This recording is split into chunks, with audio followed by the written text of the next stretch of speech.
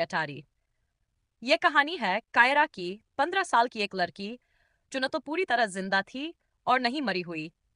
कायरा को कभी घर से बाहर नहीं जाने दिया गया था। वो पुरानी हवेलियां, उसका बंद कमरा और उसकी दादी की ठंडी निगाहें सब मिलकर मानो किसी रहस्य की रखवाली करते थे। कहते थे कायरा इस वंश की रक्षक है, पर असल में वो बलिदान थी। उस हवेली की आखिरी मंजिल पर थी एक अटारी, जंग लगी, धूल से भरी और हमेशा बंद। वहां से रात में लोहे और राख की गंध आती थी। दीवारों पर हर साल एक नया निशान उभर आता, ठीक कायरा की उम्र के बराबर। उसकी 15वीं सालगिरह की रात तूफान उठा, सारे दीपक बुझ गए। दादी लाल कपड़े में लिपटी एक किताब खोले अंधेरे में कुछ अजीब मंत्र पढ़ रही थी। कायरा की सांसें भारी होने लगीं और अचानक ऊपर की अटारी का दरवाजा अपने आप खुल गया। अंदर पत्थरों से बनी शैतानी वेदी थी। उस पर पड़ी थी एक मम्मी जैसी सूखी देह, बिल्कुल कायरा जैसी। वही चेहरा, वही जन्म चिन्ह।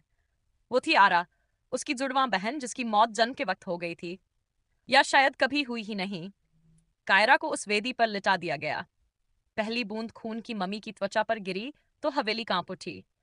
हवा में पुरानी हंसी गूंजने लगी, वो हंसी जो कभी कायरा की थी, अब आरा की थी। सुबह अटारी बंद थी, घर शांत, और पुरानी तस्वीरों में अब कायरा नहीं थी, बस आरा थी, मुस्कुराती हुई।